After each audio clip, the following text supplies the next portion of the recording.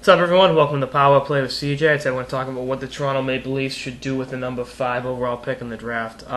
Right now, according to what I have, if you watch my 4 other pieces leading up to this, I got Grigorenko still on the board. He's a head case. He's a roll of the dice. He's a risk. I'd take him, though. I like his size and playmaking ability. His creativity alongside Phil Kessel would be great in Toronto for years to come.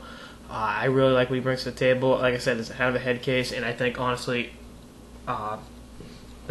Carlisle's going to have his work cut out for him. I'd give him a look next year out of camp. I don't guarantee he makes the team. It's 50-50, to be honest with you.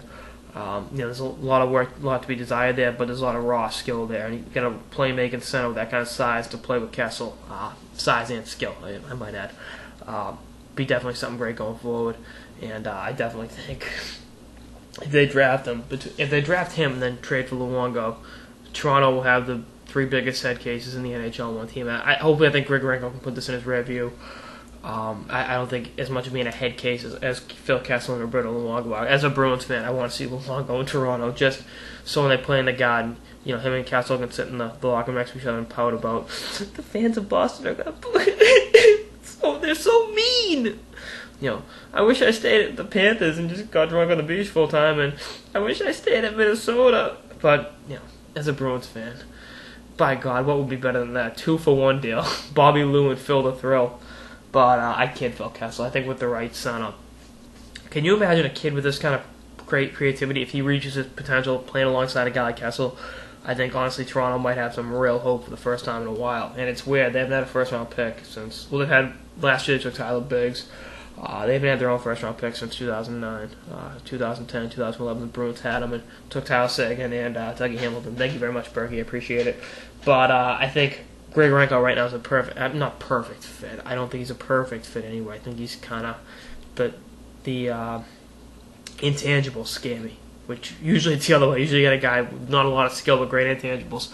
But I hate to say it, but it's the Russian factor. We look at a guy like the Russians got that label on them of they're skilled but they're lazy, and so many like Evgeny Malkin and Pavel Datsyuk, they've dispelled that notion absolutely.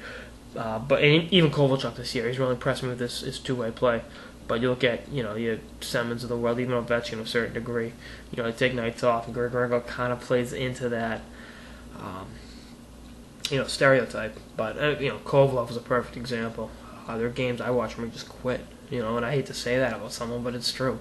It's definitely a Russian thing, and that might scare Berkey off. And if they pass on him, I can definitely see Philip Forsberg, who fits their mold pretty well, pretty strong, sweet, good offensive creativity. But I think Grigorenko would be the right pick for Toronto if he's there. So if I'm Brian Burke, Mikhail Grigorenko's there at 5, I scoop him up, and hopefully he turns into the center Phil Kessel hasn't had since Mark Savard back in 2008, 2009 with the Bruins.